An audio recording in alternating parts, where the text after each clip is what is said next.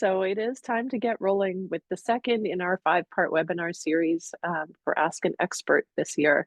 My name is Tika Newton. I'm the International Watershed Coordinator. I am based in Kenora, Ontario, in Treaty 3 territory. I work for the Lake of the Woods Water Sustainability Foundation and also the International Joint Commission, and with many partners around Rainy Lake of the Woods. I will be your host for this webinar and the remaining 3 webinars to come next week and in December. So today you're going to hear from 2 presenters who work to better understand how nutrients move through our watershed and what impacts they have on aquatic ecosystems. I'm delighted to be joined by Jessie Anderson and Kathy Eimers, 2 of my favorite colleagues and collaborators.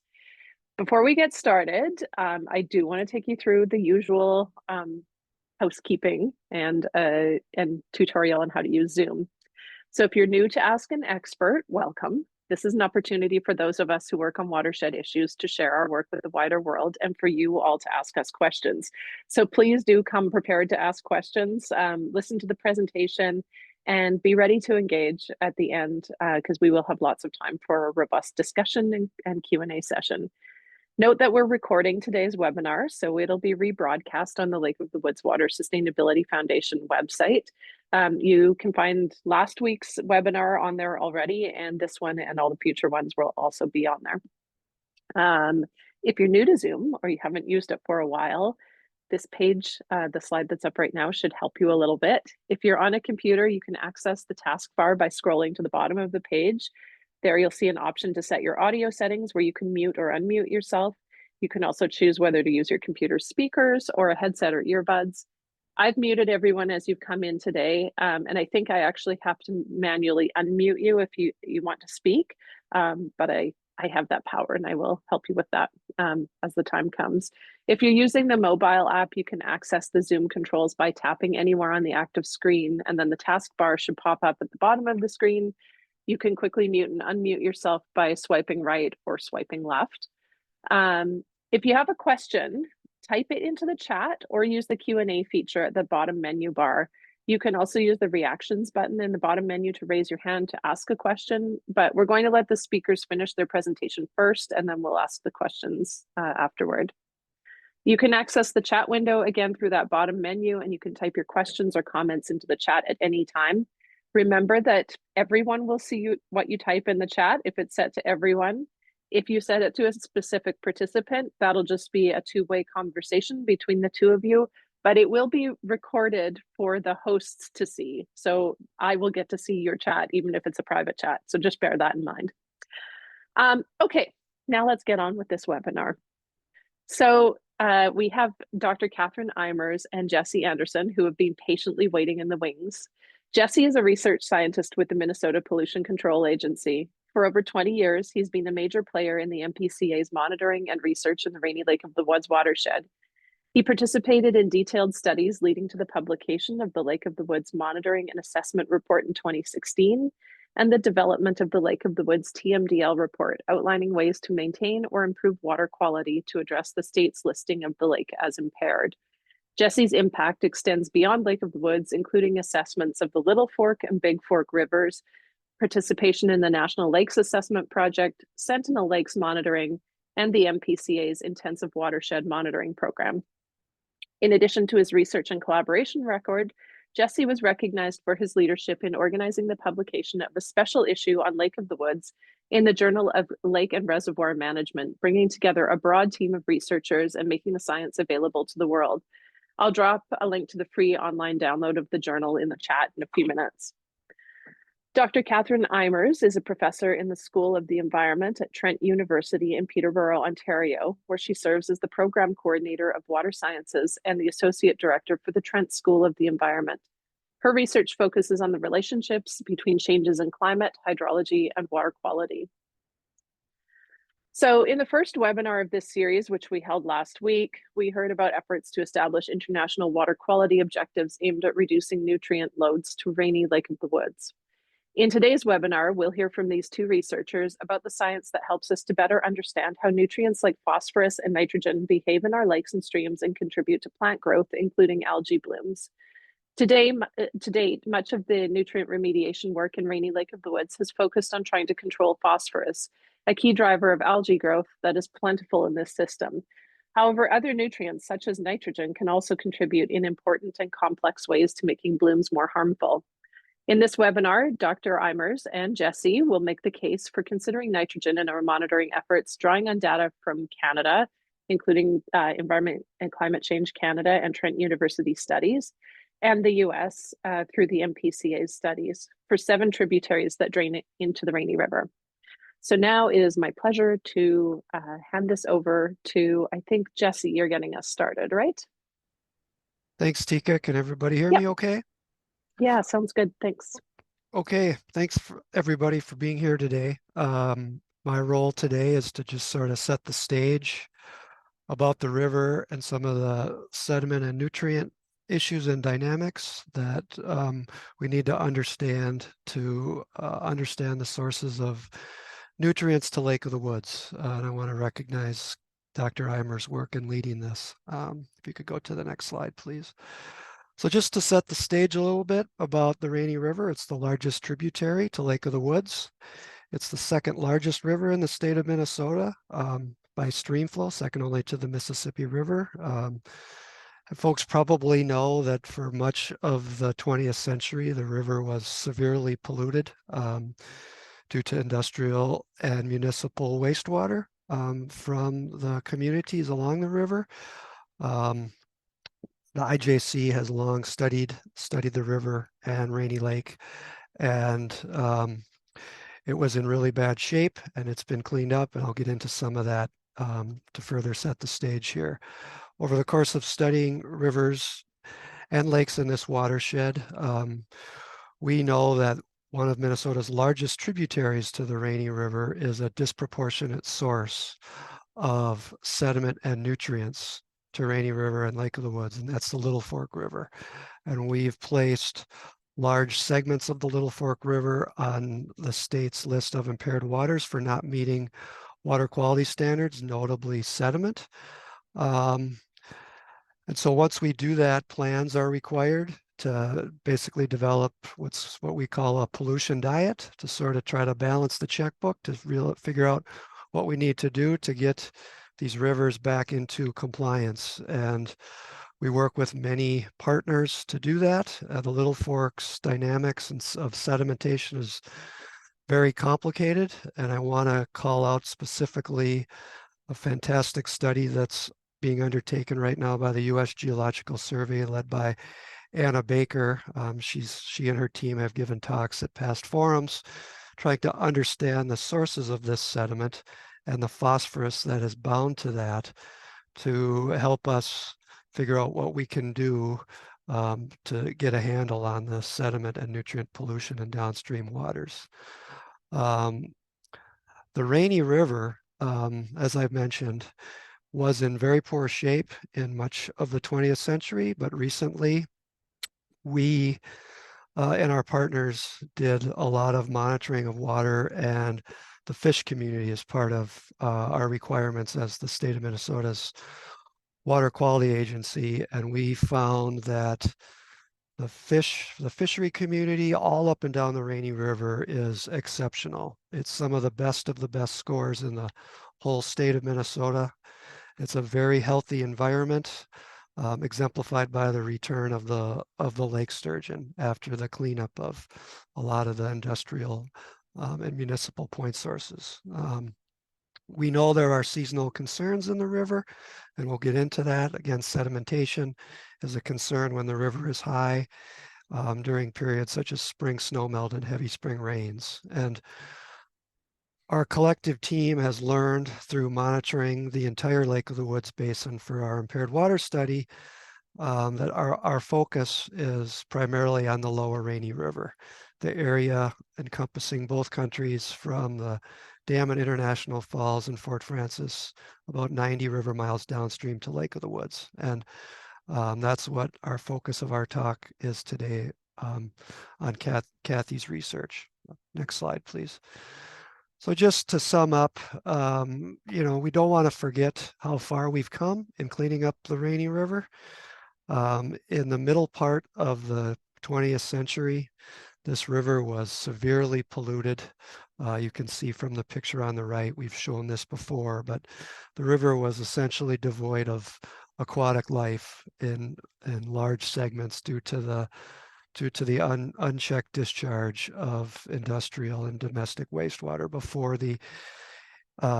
the start of regulations in both countries to clean things up. Once those regulations were codified in the 70s and 80s, and wastewater was engineered and under control, the loads of total phosphorus, which is an important pollutant, um, and assessing the health of the river and algae levels downstream in Lake of the Woods, it dramatically declined.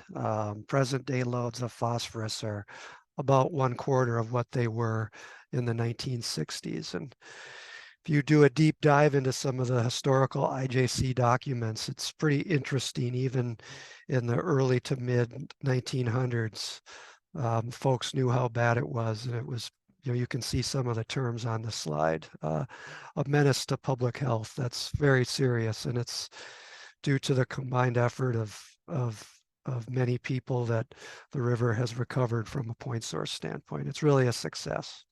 Next slide, please. The other main environmental factor or setting concern that's important to set the stage for these studies is to understand that the Rainy River is effectively subject to water level controls, whether it's upstream dams in International Falls or Fort Francis, or the million acres of Lake of the Woods downstream. There are large sections of the 90 or so river miles from International Falls to Wheeler's Point are impacted by either the Lake of the Woods itself or dams. There's only about a 15 or 20 kilometer segment from Manitou Rapids through the Long Sioux Rapids where the river is considered a free-flowing river. And when the flows are affected by downstream and upstream conditions, that affects the flows of water and nutrients. And so it's important to understand this. And this is due to some very excellent and detailed hydrologic modeling by the International Joint Commission and their contractors. And it was pretty interesting to read from their work that backwater from Lake of the Woods extends upstream all the way about 110 kilometers to the tail of the Long Sioux Rapids when the lake is very high and the river is very low. Next slide, please. So just to get a little bit to show a photo of what we're talking about the Little Fork River being a disproportionate source of water and sediment to Rainy River and downstream to Lake of the Woods. You don't have to be a water quality specialist to see the impact of the Little Fork River on the right and the Rainy River on the left to this photo from the MPCA's drone team. And I have to give them a huge shout out. We worked very diligently in the spring of 2022 to help us document this concern. We had a near record spring flood that year due to an excessive snowpack. Folks on this call, I'm sure, are well aware of the high lake levels that followed the spring flood in 2022. But on the 25th of April, we were fortunate to have this drone flight when both the Little Fork and Rainy were at their peak for the entire year. And due to the diligent efforts of our sampling partners, the concentration of sediment was approximately 10 times what the water quality standard is for Minnesota. Water quality standard for total suspended solids is 15 milligrams per liter. We were at 200 milligrams per liter or more. And that one day, 80,000 tons of suspended sediment and the phosphorus that's attached to that flowed downstream to the Rainy River. And again, through research studies led by the USGS, we're in the process of trying to understand the sources and sinks of this sediment as it moves through the system. But that one day alone, it was estimated that it was about 10% of the entire year's sediment load to Rainy River. So just want to illustrate the diffusive non-point source nature of the Little Fork River. Little Fork River, incidentally, has very healthy fish and bugs from our monitoring, but the sediment is very high due to its geologic setting and the effects of glacial Lake Agassiz in those fine clay soils. Next slide, please.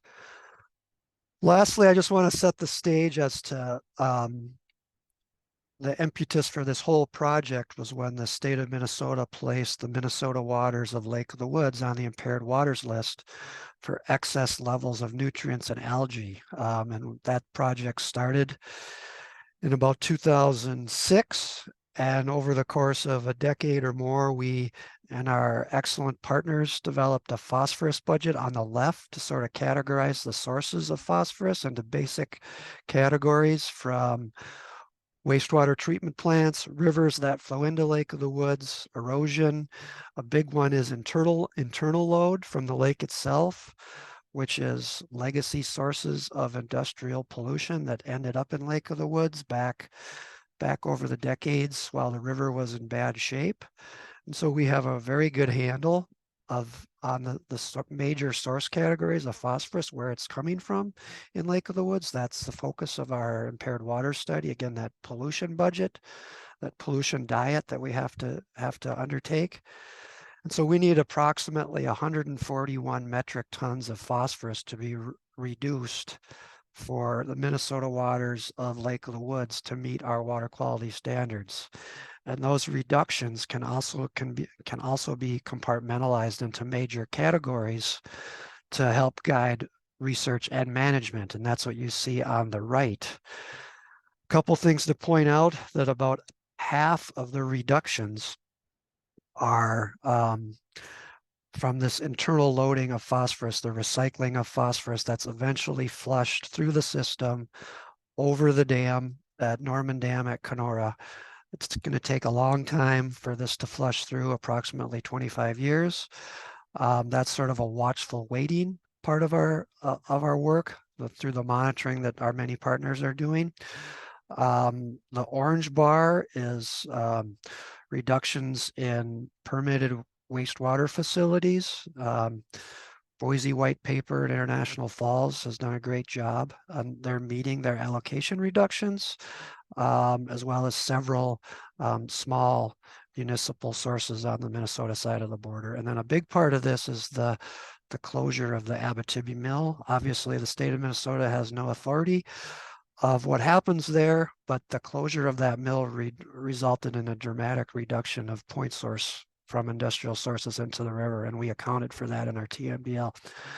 The gray bar is just the Little Fork River watershed. It's approximately 16% of those 141 metric tons. So that's a big source. There are other very important sources on the Canadian side, which Dr. Eimers will get into. And then the remainder, all the remainder is only 15%. So that's sort of our long-term goal, to set the stage. What do we need to do over the next 20 years, 2+ decades, collectively together, to try to reduce the sources of phosphorus to Lake of the Woods? Next slide, please. Oh. I think that's it. We're all done. Nope. Or I'm taking over now. Okay, so thanks. Thanks for having me, and thanks for the introduction there, Jesse. So as Jesse's mentioned, set the stage, the tributaries are a major source of nutrients to the Lake of the Woods. And while historically the focus has been on phosphorus, we're making a pitch today that we need to also consider nitrogen. And much of what I'm going to talk about for the next few minutes is we just recently wrote it up and submitted it for publication. It's under review. But I wanted to just introduce this picture on the left of a bit of chicken scratch from a conversation that we had at the Lake of the Woods Forum 2 years ago now, I believe it was, Jesse, where we kind of came together and started talking about, what all the different agencies have been doing towards monitoring and managing nutrients in this basin, and trying to bring people together to try and share knowledge and share the story. And so a lot of what we're talking about right now originated from that meeting a couple of years ago, and is sort of encapsulated on this little bit of whatever that is called, brain ideas, brain dump. So this is the large Lake of the Woods watershed. It's huge, 70,000 plus square kilometers. But really a lot of the action in terms of nutrients is going on in the lower part of this basin, what we call the lower Rainy River Basin, outlined in orange. Even though, there's a huge amount of drainage going on from the upper part of the basin, most of it's going into the Rainy Lake, and then Rainy Lake, the outlet of Rainy Lake, is the start of the Rainy River, and the Rainy River is shown in that large blue arrow. And so not that it doesn't matter what's going on, but lots of perturbations could be going on in that upper part of the basin, but you're not necessarily going to see the effects on the Lake of the Woods because most of that drainage is going to the Rainy Lake, and then from there affected by internal processing before it gets sort of discharged into the Rainy River. So we can kind of think of, in terms of managing nutrient loading to the Lake of the Woods, it kind of is nice in that we can kind of just focus in on downstream of Rainy Lake. And so what I'm showing here are a whole bunch of different monitoring stations. So there's several monitoring stations along the Rainy River itself. Environment and Climate Change Canada does that. They monitor 4 different stations. I'm showing 3 here: Fort Francis at the top, Manitou Rapids in the middle-ish, and then Oak Grove, which is close to Wheeler's Point near the outlet to the Lake of the Woods. MPCA also monitors at the Manitou Rapids location. So that's where all the monitoring is going on for the river itself. And then the Rainy River receives discharge from a number of different rivers. The Little Fork, as Jesse's just described, is a big source. So it's LFR, BFR is Big Fork, Rapid River as well in the US. And on the Canadian side, you can see we've got PWD Pinewood, SDR is Sturgeon, EBT is Everett, and LVR Lavalley River. So we've been monitoring all of these rivers, or not individually, have been monitoring these rivers. So Trent University, in collaboration with the Ministry of Environment, have been doing those 4 Canadian rivers. MPCA has been monitoring those big US rivers. And as I said, we kind of came together as well with Environment Canada to try and put this all together for this paper and try and understand, like, what's the recent status? What are the recent nutrient trends? But more specifically, in addition to phosphorus, let's look at nitrogen as well, because there's lots of literature out there, data from other large lakes like Lake Erie, for example, that's showing that, you just, yes, continue to look at phosphorus, but if we're missing nitrogen, we might be behind the problem. So it's a good idea to take a look at nitrogen as well, because it can play a role in particular cyanobacteria blooms and the toxicity of those blooms.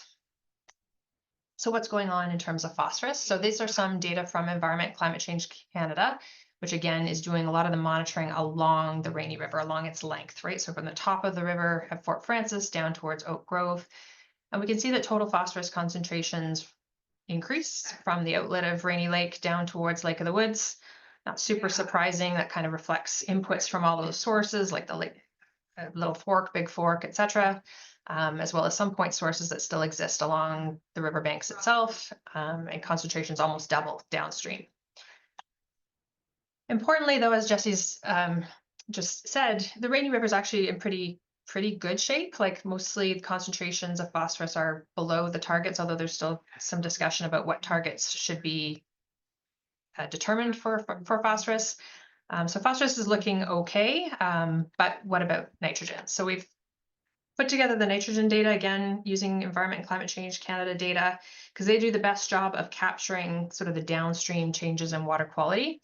And I'm going to talk a little bit about just how the different agencies accomplish their objectives. So Environment and Climate Change Canada is focusing a little bit more on the sort of spatial comparison of water quality downstream, whereas the MPCA, with their focus on the Manitou Rapids, does a much better job of capturing year-round water quality. So they do a bit more of an intensive sampling campaign at one site. So putting those 2 things together, we get a really good picture of water quality in the Rainy River. So like phosphorus, we do see an increase in total nitrogen. So that's inorganic and organic nitrogen together. See a big change in total nitrogen downstream. But interestingly, and in contrast to phosphorus, the concentrations of total nitrogen are actually kind of closer to targets that have been suggested or proposed for other large systems in this area, in particular Lake Winnipeg, which is downstream of the Lake of the Woods watershed, so receives water from the Winnipeg River. So they've identified a target of about 750 micrograms per liter for total nitrogen, and you can see that the bars on the box whisker plots for the downstream sites are close to or exceeding that threshold. In contrast, when we look at nitrate, which is the inorganic form of nitrogen, and it's the form of nitrogen that is more problematic for both freshwater health as well as human health, we see really low concentrations, really low nitrate concentrations. For reference, the freshwater guideline for nitrate N is 3,000 micrograms per liter or 3 milligrams per liter. On this y-axis, I'm showing 300 as the max, and we're nowhere near that. And this is probably why we really haven't paid too much attention to nitrogen in the past, because this bioavailable fraction of nitrogen that is of concern for freshwater health, for drinking water quality, is really low, and it doesn't seem to be doing much downstream. So it's low based on these data, but I want to press upon you that these water quality data were for the most part collected between May and October.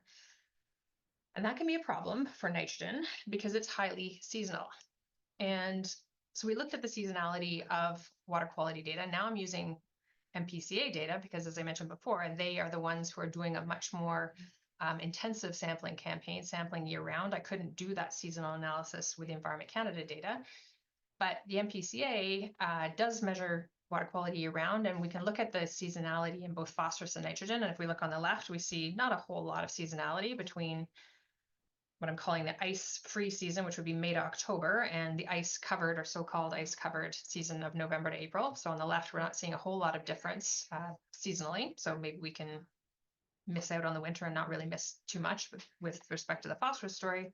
But when we look at nitrate records on the right, we see that that orange bar is quite a lot higher than the blue bar, right? So meaning that there's a lot higher concentrations of nitrate in the November to April period when we're not really out there sampling rivers compared with the May to October period.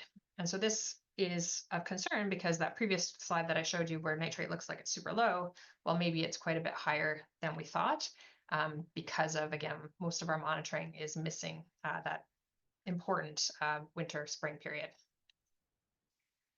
So this is again just showing sampling effort. So this is just showing the count of phosphorus samples collected by the Environment Canada team at the Manitoulin Rapids Transect Station that had the longest sampling record. I should also say that Environment Canada, not only do they monitor all the way down the river, but they're monitoring on transects at different positions along the river. So again, the focus has been more on sort of capturing the spatial variability in water quality. So we don't have a lot of measurements from January, February, or December. So again, for nitrogen, this means that we're potentially missing a lot of the story.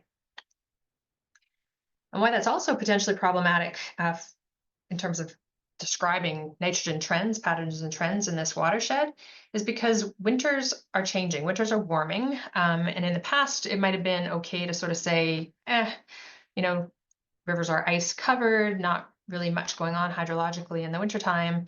We can't say that anymore. So this graph on the left is showing the amount of rainfall occurring in January the amount of precipitation in January occurring as rain instead of snow. And you can see that there's been an increase in the number of rainfall events that are occurring in January, normally a very cold month in this part of Northwestern Ontario anyways. So there's been an increase, and this is only showing to 2010, and this is only increased further. So what that means is that we can't really make this assumption that, winters are hydrologically dormant and nothing's going on. During the time period that the Trent team has been monitoring water quality in the Lake of the Woods watershed, so since 2018, we've captured lots of rain on snow events and midwinter melt events, measured the water quality during those events, and I can tell you that there's a lot going on in the wintertime. And when we first started sort of instrumenting streams back in 2018, and I was talking to folks, who'd been working there much longer than we had and just asking for advice on how to instrument streams, people were telling me, you don't have to worry about, in fact, don't put out level loggers in the streams over the winter because the rivers freeze to the bottom. Well, they haven't frozen to the bottom since we've been out there. And so there's definitely a lot more activity going on in the winter than previously assumed. And from a nutrient perspective, there's definitely more nitrogen occurring or nitrogen export going on in the winter compared with phosphorus, which just has some implications for what's called nutrient stoichiometry, the relative amount of nitrogen versus phosphorus entering ultimately into the Lake of the Woods. during this under-monitored period of the year. So that's the Rainy River. What about rivers that are draining into the Rainy River? So as that first, I mean, I'll just flip to it again 1 second. If we go back to here, we can see that there's a bunch of rivers that drain into the Rainy. And so given the importance of the Rainy River and interest in trying to manage and mitigate nutrient delivery to the Lake of the Woods, it makes sense that we take a closer look at some of these tributaries that are draining into the Rainy River itself. And so this, again, we did this through combining data from Trent, from Environment Canada, and from MPCA to put these two figures together. And again, I've tried to split this up seasonally so we can look at the so-called ice-free period on the left and the so-called ice-covered period or winter spring on the right. And there's a few messages to take home from this one. So first of all, if we just look at side by side, river by river, we can see there's not as much seasonality, not a huge difference in phosphorus concentrations in the growing season versus the ice-covered season across all these rivers. Concentrations are high and they're variable, but there's not really any clear seasonality. What I'm not showing here is a lot of those little dots that you see on the graphs, which are so-called outliers, really high concentrations, tend to occur during storm events. Phosphorus, as Jesse talked about, is associated with particulate matter. A lot of it's associated with particulate matter. And so storm events that generate a lot of erosion tend to be associated with pretty high phosphorus. Likewise, really low flow periods, stagnant water conditions, oftentimes when the Rainy River is being controlled and is brought up, can also cause backwater effects. And we also see really high phosphorus concentrations during low flow, which is a whole other webinar. Another take home though from this is that look at the y-axis on this figure, compare that with what you saw with the Rainy River, where I was saying, oh, it's all good. Look at the concentrations that we see in the 7 tributaries entering the Rainy River. They're much, much higher.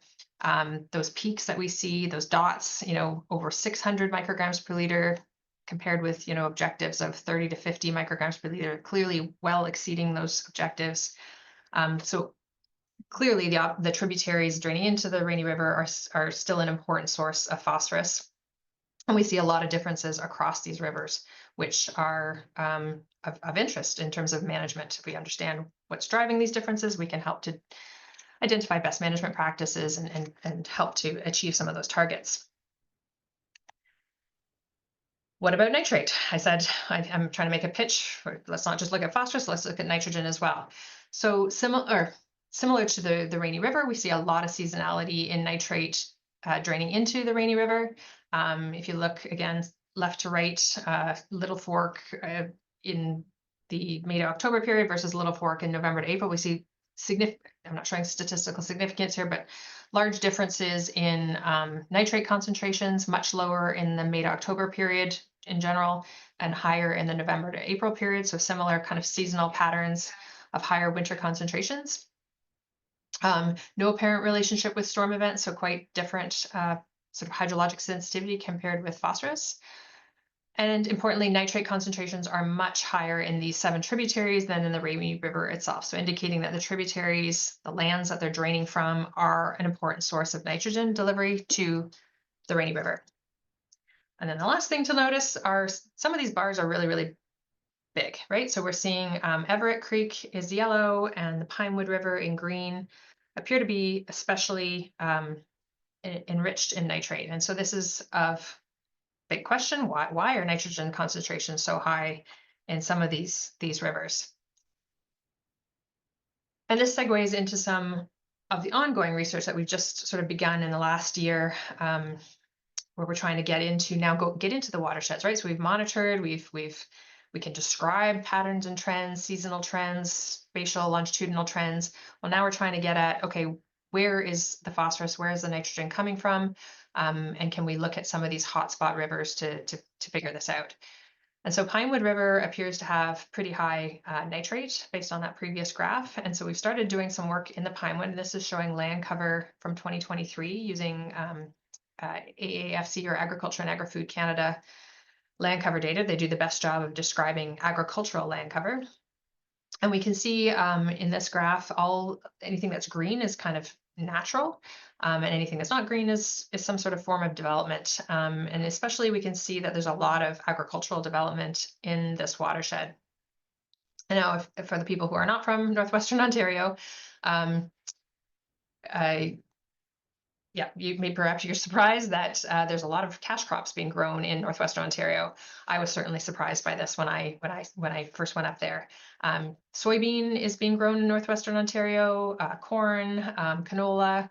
So these are crops that didn't used to be grown in this part of Ontario, and so this is really represents a pretty significant shift in agriculture. Likewise, in Everett Creek, which also had quite high nitrate concentrations, we also see a decent amount of agricultural cover in this watershed again. So we see corn, soybean, wheat, as well as pasture, but a lot of this pasture is being converted into cash crop. It's a much more lucrative, I think, form of agriculture. And the other thing that's really been changing in this area that we need to keep an eye on is tile drainage. And so the tile drainage records are incomplete. So what I'm showing on this graph is based on the most recent available data, but we know that it's incomplete because I know there's more tile drainage that I've seen for myself. But you can see the little cross-hatched areas are showing fields with tile drainage. And this has also been really increasing over probably the last decade. And it's helping to improve cash crop production. Most cash crop production is almost reliant on tile drainage because tile drains help to, I'll show you the next slide. So tile drains are these big plastic perforated pipes that get installed in fields kind of in lines, oftentimes say 10 meters apart, and they're installed about 10 meters, or not 10 meters, 1 meter below the surface. Again, they're perforated pipes and they're all connected to say a header tile, and then that header tile will discharge into a ditch or into a river, and then ultimately they make their way into the Rainy or Lake of the Woods directly. And so what the tiles are doing is they're helping to draw down the soil water table, allowing soils to drain more rapidly. So precipitation or snowmelt will drain much more rapidly through the subsurface, and then, as I said, exit via these tiles into ditches and rivers. By doing that, they're helping the soils to dry and warm faster, right? So dry soils will warm faster. So in the springtime, post snowmelt, tile drain soils will dry up much faster and warm much faster, which means they're ready for seeding earlier compared with an undrained soil. Likewise, in the fall, tile drainage helps to maintain drier soils to allow harvesting equipment to get out later. And so essentially what they do is they're kind of extending the growing season. So from an agronomics perspective, they're a wonderful thing, or tile drainage is a wonderful thing. It's helping to expand, as I said, cash crop production into northwestern Ontario. So from a Canadian agricultural perspective, it's all good because Canada is not exactly well endowed with soils and topography and climate that is conducive to crop production, right? Most of our agricultural development is hugging the southern border. So this is a good thing from an agronomic perspective, but it has sort of unknown consequences for water quality. And this is, again, why I think we need to keep an eye on this, because tile drainage can affect nutrient losses in a few ways. So in one way, it might actually be a good thing for phosphorus. And that is because, as we've said a couple times already, most of the phosphorus is associated with particulate matter, soils, or stream bed sediment. So if tile drains are helping to cause water to flow vertically through or drain vertically through the soil, then they're helping to reduce overland flow. So periods of time when normally water would be rushing over the surface, causing erosion, there should be less of that happening. More water is moving through the soil. So it should be a good thing for reducing field-based erosion and associated nutrient losses like particulate phosphorus.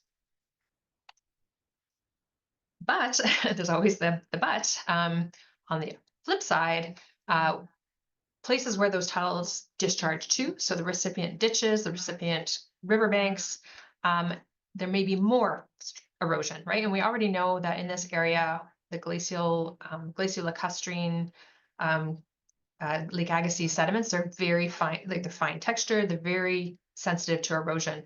And so we already see loads of undercutting and stream bank stability issues in this landscape.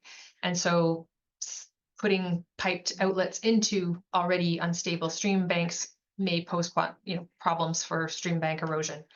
So perhaps there could be a shift. We could hypothesize something that we're hypothesizing in this current project, that we're having a shift from field-based erosion to more stream-banked erosion. In addition, because tiles are helping to move water vertically through the soil profile, sort of enhancing vertical flow, allowing water to move more rapidly below the rooting zone, tile discharge also tends to be more enriched in nutrients that move with water. So things like nitrate is a mobile anion. Nitrate moves with water. So if you're going to move water more rapidly off of fields into rivers, then likelihood is that you're going to move more nitrate with that as well.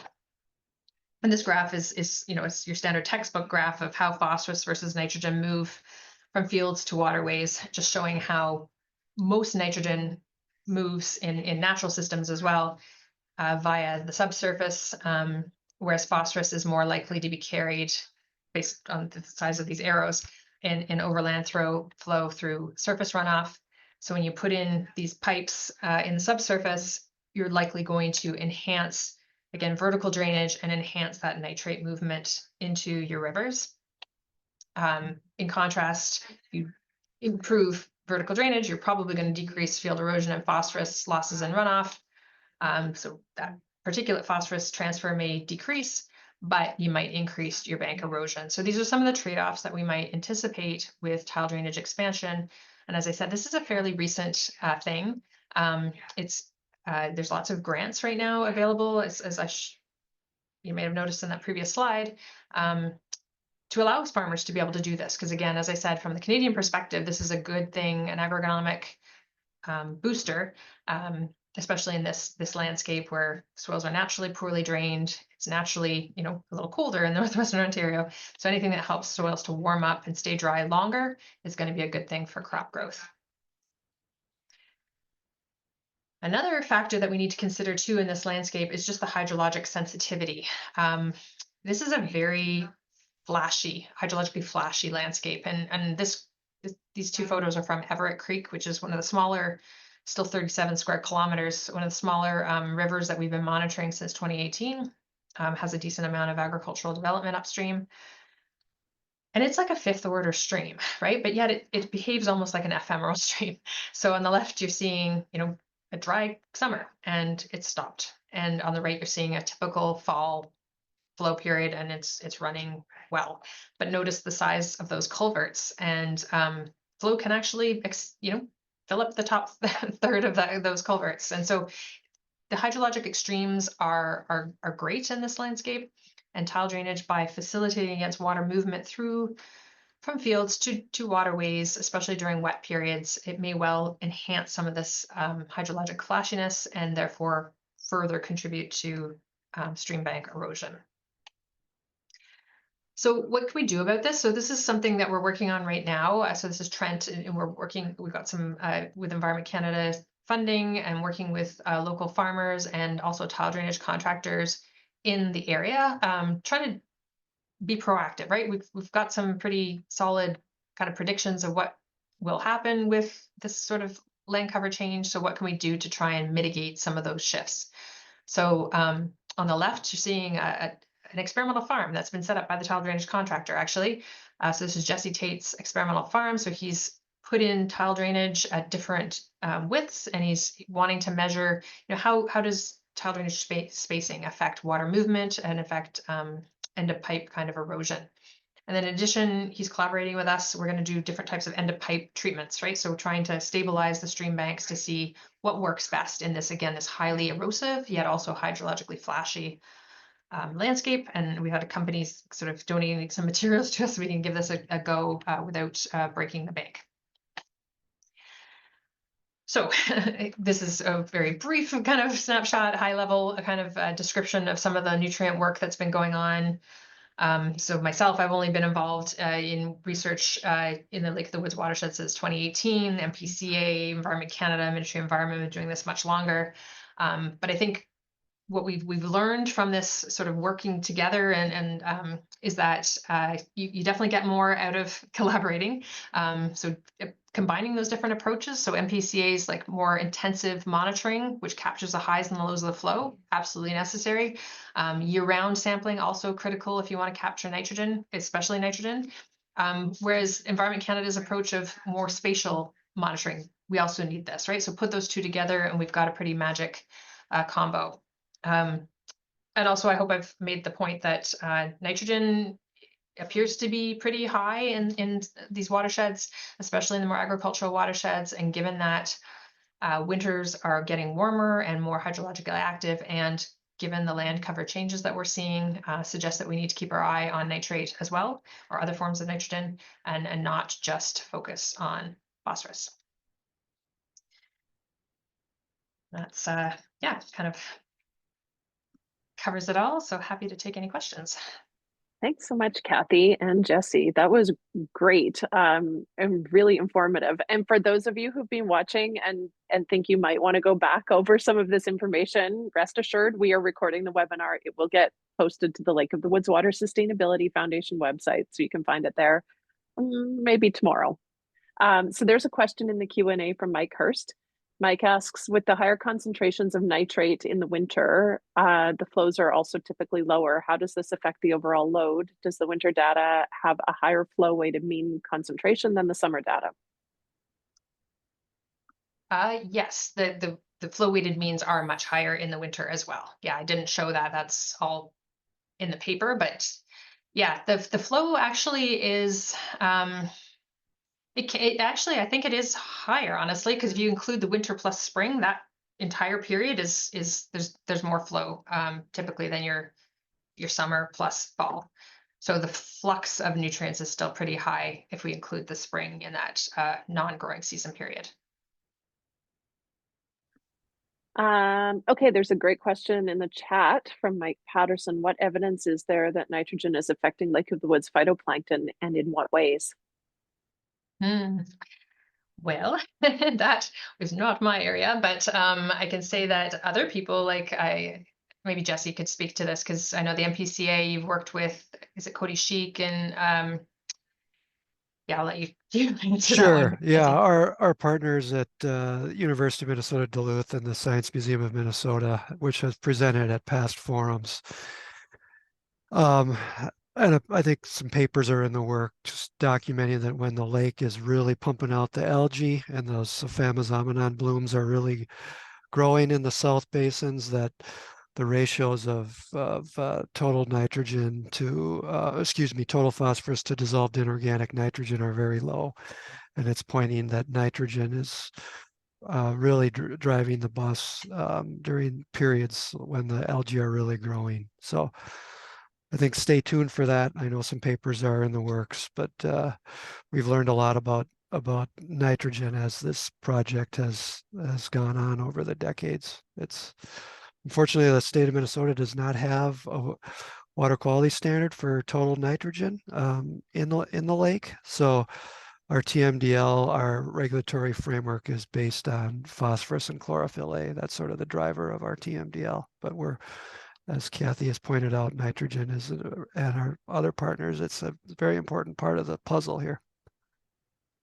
Thanks, Yeah, and I Jesse. think it's important too that with this nitrogen story, it's not necessarily the amount of nitrogen, but the stoichiometry, like the phosphorus to nitrogen ratios that are showing that other authors are suggesting are quite important for especially affecting the toxicity of some of the blooms too. Okay, we have another question in the Q&A from Eric Johnson. What percentage of total inflows into the Rainy River come from Rainy Lake, and what effect does that have on total load in the Rainy River?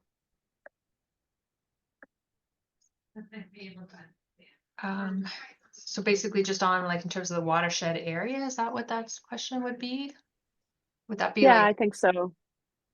I think Yeah, it's about 3/4 of the total watershed is at Rainy Lake and upstream. But the concentrations leaving Rainy Lake are quite stable, and they haven't really changed that much. They're in the 15 to 20 parts per billion range going over the dam. And as Kathy pointed out, you know, we're much higher than that as we get to Lake of the Woods. So conditions are quite stable above Rainy Lake, above Fort Francis and International Falls from a nutrient standpoint. Thanks. I would just say too. Tom, Oh, yep, sorry. go ahead. Sorry, Kathy. Little follow on. That although we're kind of for this talk, mostly focusing on the Rainy River, as it's clearly a very important inflow. There are other inflows directly into the Lake of the Woods that we're not saying ignore those, but just from a mass budget perspective, it is a very important river, the largest source of water and associated nutrients. So it just makes sense to, from a management perspective, to look at it. Okay, Tom Mozandy has a question in the chat. What role does legacy wood fiber deposited on the river bottom on the lower Rainy River continue to have on P and N inputs? That's a great question. And that's Yeah. something that, that's something that's the focus of an ongoing study led by the USGS and the Science Museum. We got some funding from Minnesota's Legislative Commission and Minnesota Resources, basically lottery ticket proceeds. And they're basically expanding the sediment fingerprinting that they've been doing in the Little Fork watershed to the Rainy River and 4 Mile Bay, to sort of tracking where is this phosphorus and in what forms. Is it in the dissolved form that's readily accessible for algae, or is it in the sort of particulate or mineralization form that's more locked in place and less likely to feed the algae? And they are doing some investigations of the sediments and sort of what's down there. You know, as to Tom's question is, can you still see the old wood fiber from decades ago? And I think stay tuned for that. The study is ongoing. Thanks, Jesse. I'll do another call for questions here. If anybody else has anything they'd like to ask, you feel free to raise your hand, put it in the Q&A or in the chat. We still have a couple of minutes left here if anybody has anything they'd like to ask. Do either of you plan on presenting any of this at the forum in March? Maybe. Okay. I Not to put you on the spot. Just wondering if we will be continuing this conversation in March in person, if that's likely. I suspect it probably is. I think that far ahead in the future. Yeah. Week to week. Yep. Yeah. Okay. Thanks so much. Were there any parting words either of you wanted to say? Future work that's coming up, anything that you wanted to put out there before we sign off? I would just say that that forum is such a great opportunity to network with people and share ideas. And I still have like 3 more papers in my head that we talked about at the forum, which took me 2 years to do this one. So I'm not making any more promises, but yeah, this is just a great opportunity. I highly recommend people attend those meetings. Yeah, we're looking forward to it. For anybody on the call who hasn't yet seen the call for abstracts, I think that went out. We at least put out the save the date. The forum is happening in International Falls as usual. I believe the date is March 12th and 13th. But go to the Lake of the Woods Water Sustainability Foundation website and you will find all the information there as well. All right, you guys, thank you so much for your time today. This was a great, there's just a comment from Bree, very informative, thank you. And I echo that sentiment. This was a great webinar. It was really thought-provoking and I'm gonna have to go away. I think I'm gonna have to watch it again and give it more consideration in my own work going forward as well. Really thoughtful stuff. Thank you so much. And thank you to all of our attendees. I hope you can join us again next week. We are coming back on November 18th at 1 p.m. Central. We'll be doing a webinar with the contractors who did the bathymetry study of the lower Rainy River this past year. So Zach Morris and his team from AMI Consulting Engineers went out in boats in July. And they went from Manitou Rapids down to Lake of the Woods, mapping the bathymetry in detail for the lower Rainy River. And that's going to help us to be able to model all kinds of things from water levels management information to water quality information. And lots of teams are interested in those data. So we'll hear all about that on the 18th. Hope you can join us and we'll see you all soon. Thanks, everyone. Bye.